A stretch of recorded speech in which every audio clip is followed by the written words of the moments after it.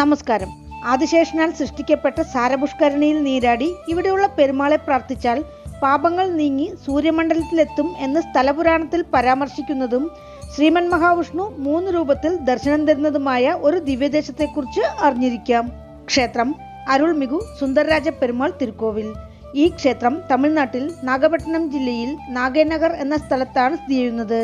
ഇവിടെ മൂലവർ ഭഗവാൻ മഹാവിഷ്ണു നീലമേഘ പെരുമാൾ എന്ന നാമത്തിലും ദേവി ശ്രീ മഹാലക്ഷ്മി സൗന്ദര്യവലിത്തായാർ എന്ന നാമത്തിലും അനുഗ്രഹം ചൊരിയുന്നു. ഭഗവാന്റെ ഉത്സവമൂർത്തി സുന്ദരരാജ പെരുമാളാണ്. ഉത്സവമൂർത്തിയുടെ പേരിൽ പ്രസിദ്ധമായ കോവിലാണിത്.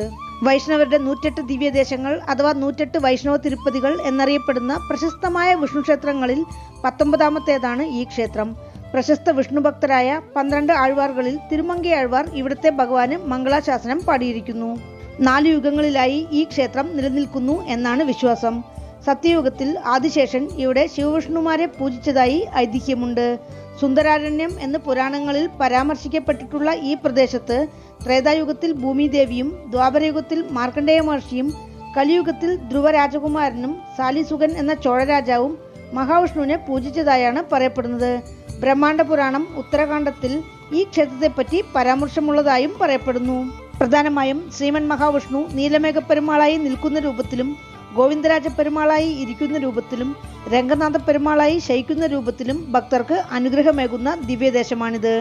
കണ്ഠൻ സുകണ്ഠൻ എന്ന 2 ബ്രാഹ്മണ സഹോദരന്മാർ ഒരുപാട് ദുഷ്പ്രവൃത്തികൾ ചെയ്തവർ.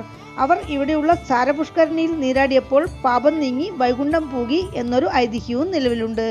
ഈ ക്ഷേത്രത്തെക്കുറിച്ചുള്ള ഐതിഹ്യം ഇങ്ങനെയാണ്. പണ്ടൊരു യുഗത്തിൽ ആദിശേഷൻ സുന്ദരാരണ്യം എന്നറിയപ്പെട്ടിരുന്ന ഈ പ്രദേശത്ത് ഒരു തീർത്ഥം സൃഷ്ടിച്ച് അതിൽ നീരാടി അതിൻ്റെ കരയിൽ ശ്രീമൻ മഹാവിഷ്ണുവിനെ വളരെ കാലം തപസ്സനുഷ്ഠിച്ച് ഭഗവാനെ ചുമക്കാനുള്ള വരം വേണമെന്ന് അഭ്യർത്ഥിച്ചു. ശ്രീമൻ നാരായണൻ ആദിശേഷന്റെ തപസ്സിൽ സംപ്രീതനായി മാസിമകം ദിവസം പുഷ്കരണിക്കരയിൽ പ്രത്യക്ഷപ്പെട്ട് തൻ്റെ ശയനക്കിടക്കയായി ആദിശേഷനെ ഏറ്റെടുത്തു. ഇന്നും മാസിമകത്തിന് ഭഗവാൻ തീർത്ഥക്കരയിലേക്ക് എഴുന്നള്ളുന്ന വൈഭവം ക്ഷേത്രത്തിൽ നടക്കുന്നുണ്ട്. പാതാള ലോകത്തിൽ വെച്ച് ആദിശേഷന്റെ പുത്രിയെ കണ്ട തീവ്ര വിഷ്ണുഭക്തനായ ചോഴരാജാവ് സാലിസുഗൻ അവളെ വിവാഹം കഴിക്കാൻ ആഗ്രഹിച്ചു.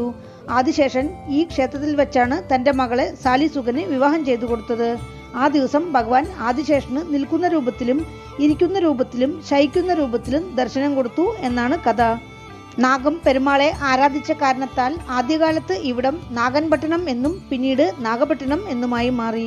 വേറൊരു ഐതിഹ്യം, ഉദ്ദാനപാത മഹാരാജാവിന്റെ പുത്രൻ ധ്രുവൻ എന്ന കൗമാരക്കാരൻ നാരദ മഹർഷിയിൽ നിന്നും ഈ പ്രദേശത്തിന്റെ മഹിമ കേട്ടറിഞ്ഞ് ഇവിടെ എത്തി കഠിന തപസ്സിലേർപ്പെട്ടു.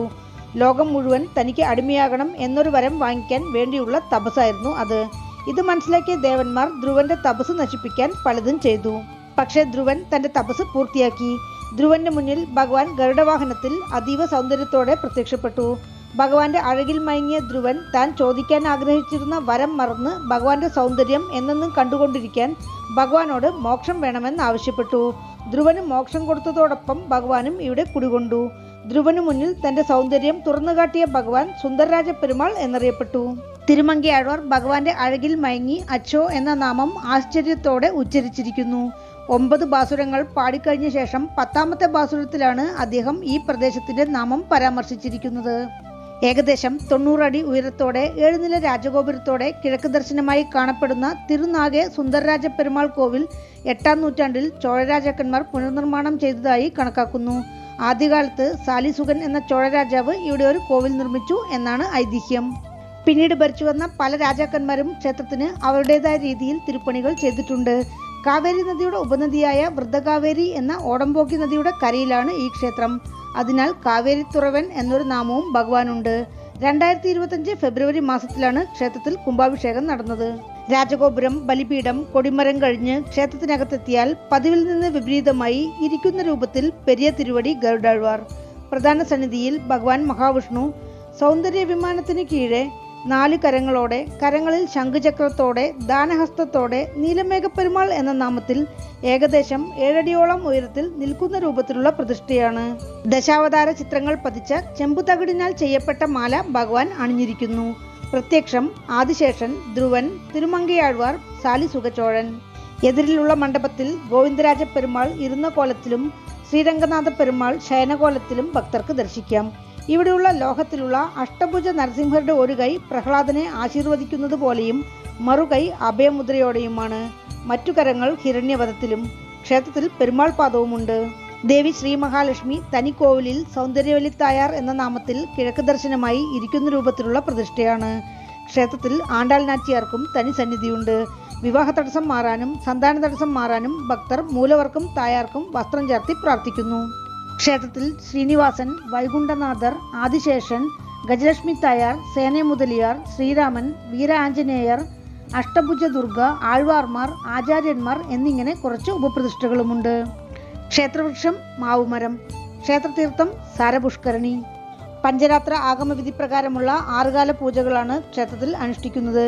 പങ്കുനി ബ്രഹ്മോത്സവം 10 നാൾ, ആണിയൂത്ര ഉത്സവം 10 നാൾ, ആണ്ടാൾ ആടിപ്പൂരം ഉത്സവം 10 നാൾ, വൈകുണ്ഠ ഏകാദശി, മാസിമകം, നവരാത്രി കൂടാതെ തൈമാസത്തിലെയും പുരട്ടാസി മാസത്തിലെയും ശനിയാഴ്ചകൾ ക്ഷേത്രത്തിൽ പ്രധാനം. പൂജാ സമയം രാവിലെ 7:30 മണി മുതൽ ഉച്ചയ്ക്ക് 12 മണി വരെ, വൈകുന്നേരം 5 മണി മുതൽ രാത്രി 8:30 മണി വരെ. ക്ഷേത്രത്തിലേക്ക് എത്തുവാൻ നാഗപട്ടണം ബസ് സ്റ്റാൻഡിൽ നിന്ന് 3 കിലോമീറ്റർ. അടുത്തുള്ള റെയിൽവേ സ്റ്റേഷൻ നാഗപട്ടണം.